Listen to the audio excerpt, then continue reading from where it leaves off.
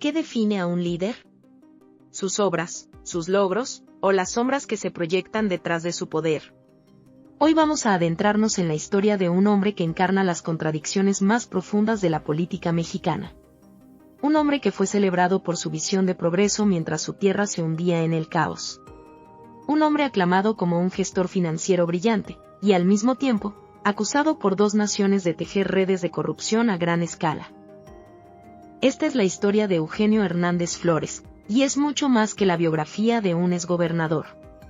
Es un espejo de nuestro propio sistema, un reflejo de cómo la justicia puede ser flexible, de cómo las alianzas políticas pueden borrar los pecados del pasado y de cómo, a veces, la línea entre el poder y el crimen se vuelve peligrosamente delgada. ¿Cómo es posible que un hombre buscado para ser extraditado por Estados Unidos pueda resurgir de las cenizas de la prisión para volver a competir por uno de los cargos más altos del país? Acompáñenme a desentrañar el paradigma de Eugenio Hernández Flores. La ruta hacia el poder, a menudo, sigue un guión conocido. Para Eugenio Hernández Flores, el camino comenzó, no en la política, sino en el mundo del concreto y las varillas. Nacido en Ciudad Victoria, se formó como ingeniero civil en el prestigioso TEC de Monterrey. Su cancha era la construcción, un sector que en México siempre ha tenido un asiento de primera fila en la mesa del poder. Desde joven, aprendió el lenguaje de los contratos, de la obra pública.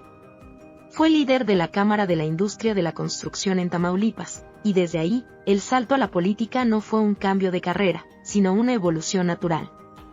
Entendió que para controlar el juego, no bastaba con ser un jugador que negocia con el gobierno. Tenía que ser el gobierno. En 1997 se unió al PRI, la maquinaria política que durante décadas moldeó a México. Su ascenso fue meteórico. Fue el hombre de confianza en Tamaulipas para la campaña presidencial de Francisco Labastida, se convirtió en diputado federal, y de ahí, a la alcaldía de la capital, Ciudad Victoria. Cada escalón era una pieza más en su tablero, construyendo alianzas, consolidando poder. Su tiempo como alcalde fue el trampolín perfecto.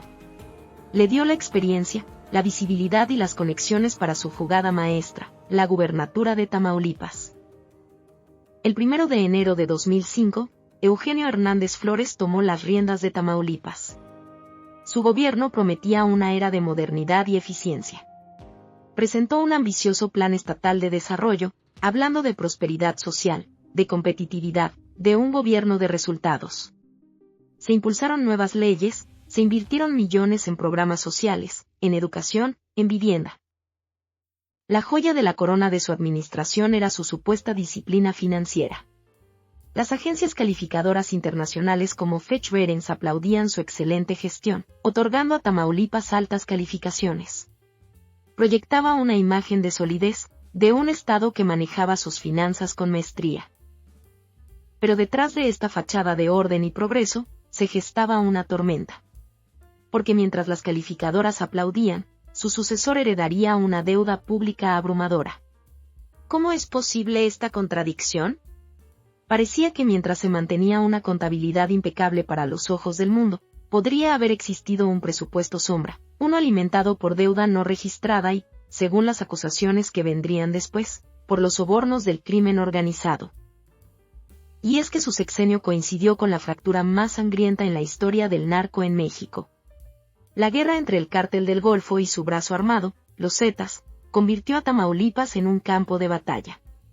La violencia era, en palabras del propio gobernador, inédita. Su respuesta fue coordinarse con el gobierno federal, abrirle las puertas al ejército y a la marina. Pero el enemigo no solo estaba en las calles. Estaba dentro. Hacia el final de su mandato, Hernández Flores hizo una confesión escalofriante. El 42% de los policías del estado habían sido despedidos por no ser de fiar. La corrupción era sistémica. La delgada línea entre quienes debían proteger a la ciudadanía y quienes la aterrorizaban, se había borrado por completo. Después del poder, llegó el laberinto. Un laberinto judicial que definiría los siguientes años de su vida. El 6 de octubre de 2017, la imagen del exgobernador en motocicleta, detenido en Ciudad Victoria, sacudió al país. La acusación principal era monumental, la presunta apropiación ilegal, a través de prestanombres, de 1.600 hectáreas en el estratégico puerto de Altamira. Un terreno del Estado, supuestamente comprado por 16 millones de pesos, cuando su valor real superaba los 1.000 millones. Este fue solo el comienzo. Se le sumaron cargos por enriquecimiento ilícito, por operaciones con recursos de procedencia ilícita. Enfrentó al menos 4 procesos penales en México. Pasó casi 6 años en prisión preventiva. Pero, uno por uno, los casos se desmoronaron. Su defensa legal, hábil y persistente, señaló fallas en el proceso, falta de pruebas, violaciones al debido proceso. El caso principal, el de Altamira, fue invalidado. Y en la madrugada del 26 de agosto de 2023, tras pagar una fianza, Eugenio Hernández Flores salió de la cárcel. Su narrativa, desde el primer día, fue la de ser una víctima.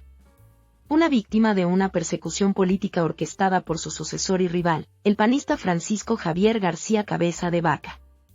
Declaró tener la frente en alto, listo para volver a la arena pública. Este ciclo de acusaciones espectaculares y exoneraciones por tecnicismos es una tragedia para la confianza ciudadana. Cuando la justicia se percibe como un arma que una facción política usa contra otra, se pierde la capacidad de discernir entre la culpa y la venganza. Se crea un pantano de impunidad donde los poderosos aprenden que, con los recursos adecuados y el viento político a favor, casi cualquier tormenta judicial puede ser capeada. Mientras en México los casos en su contra se desvanecían, al otro lado de la frontera, en Estados Unidos, la historia era muy diferente. Ahí, la acusación no hablaba solo de corrupción local, sino de una red de criminalidad transnacional. El 27 de mayo de 2015, un gran jurado federal en Texas lo acusó formalmente a él y a su cuñado de orquestar una compleja trama para lavar $30 millones. La investigación involucró a la DEA, a la Agencia de Inmigración y Aduanas, y al Servicio de Impuestos Internos. Era un caso de alta prioridad. Según los fiscales estadounidenses, el dinero tenía un doble origen: fondos robados al gobierno de Tamaulipas y sobornos directos de los cárteles de la droga para dejarlos operar con impunidad. El dinero, según la acusación, se movía a Estados Unidos para comprar propiedades de lujo en McAllen y Austin, utilizando empresas fachada y documentos falsos para engañar a los bancos. En esta trama aparece un personaje clave, Luis Carlos Castillo Cervantes, alias El Dragón, un operador financiero acusado de lavar dinero para políticos y cárteles. Un soborno de $1 millón destinado a Hernández Flores habría pasado por sus cuentas, evidenciando esa conexión letal entre el poder político y el crimen. Tras su detención en México, Estados Unidos pidió su extradición. En 2018, el gobierno mexicano la concedió. Parecía que su destino estaba sellado. Pero su defensa desplegó una muralla de amparos legales que, hasta el día de hoy, han frenado su entrega. El hecho de que fuera liberado de una prisión mexicana, siendo un fugitivo buscado por Estados Unidos, fue visto por muchos como un triunfo de la impunidad y un duro golpe a la cooperación entre ambos países. La sombra de la justicia estadounidense sigue ahí, latente, como la mayor amenaza a su libertad. Más allá de los tribunales, la carrera de Eugenio Hernández ha estado marcada por escándalos que pintan un cuadro aún más complejo. Durante años, han existido señalamientos de sus presuntos vínculos con el cártel del Golfo y los Zetas. La DEA reportó que el cártel le habría pagado sobornos millonarios. En México, se abrió una investigación, pero fue archivada por falta de pruebas, una decisión que levantó sospechas de encubrimiento, sobre todo cuando varios testigos clave en su contra fueron asesinados o desaparecieron misteriosamente. Pero hay otro escándalo que lo ha perseguido como una sombra: su supuesto papel en el fraude electoral de las elecciones presidenciales de 2006. Durante más de una década, Andrés Manuel López Obrador lo señaló directamente como una pieza clave en la operación que le habría robado la presidencia para dársela a Felipe Calderón. La evidencia eran unos audios de llamadas entre Hernández, entonces gobernador, y la poderosa líder sindical Elba Ester Gordillo, donde presuntamente coordinaban la movilización de votos en Tamaulipas a favor del candidato del PAN. López Obrador usó estos audios incansablemente como prueba del fraude. Y aquí es donde la historia da un giro que desafía toda lógica y nos muestra el pragmatismo más crudo de la política.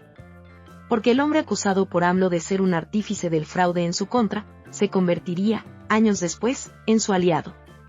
Esta contradicción es, quizás, el capítulo más revelador de todos. Demuestra que en el juego del poder, no hay enemigos permanentes, solo intereses permanentes. Y que la memoria, en política, es un recurso muy, muy selectivo. Cuando parecía que su carrera estaba acabada, Eugenio Hernández Flores demostró una asombrosa capacidad de reinvención. Tras salir de prisión, rompió con el PRI, el partido que lo había llevado a la gloria y a la cárcel. Y encontró un nuevo hogar. En febrero de 2024, aceptó la invitación del Partido Verde Ecologista de México para ser su candidato al Senado. Un movimiento maestro. Al unirse al Verde, se colocó bajo el paraguas de la coalición gobernante, Sigamos Haciendo Historia, aliándose con Morena, el partido de su antiguo acosador, López Obrador. Lo vimos en campaña junto a la candidata presidencial Claudia Sheinbaum, abrazando la llamada Cuarta Transformación. Aunque no ganó el escaño, su regreso a la arena política estaba consumado.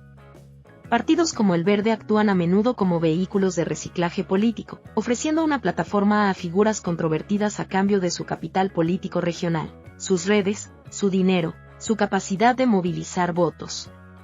Es una transacción fría, donde la rendición de cuentas es un concepto lejano. Lejos de desaparecer, su alianza con el partido en el poder le dio un nuevo aire. Fue nombrado secretario de Operación Política a nivel nacional del Partido Verde, un cargo con influencia en todo el país. Y así, el hombre que enfrenta una solicitud de extradición de Estados Unidos, hoy tiene un rol prominente en la política nacional. Su futuro es un abismo entre dos realidades, un posible juicio en una corte de Texas y un asiento en las altas esferas del poder en México. La historia de Eugenio Hernández Flores no es una anomalía. Es un síntoma.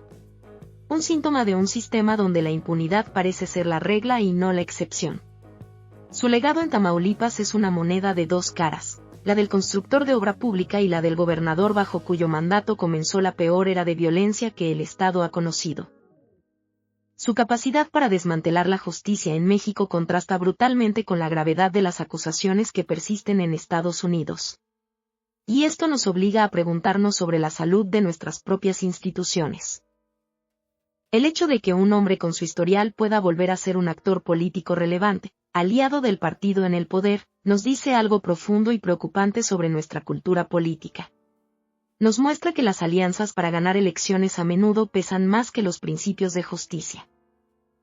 Su caso es un recordatorio de que las líneas que separan el poder político, los intereses económicos y el crimen organizado pueden volverse peligrosamente borrosas. Su futuro, suspendido entre la justicia estadounidense y el poder mexicano, seguirá siendo un termómetro para medir el verdadero compromiso de nuestro país con la rendición de cuentas. Porque al final, su historia no es solo suya, es un reflejo de las contradicciones que, como sociedad, todavía tenemos que resolver.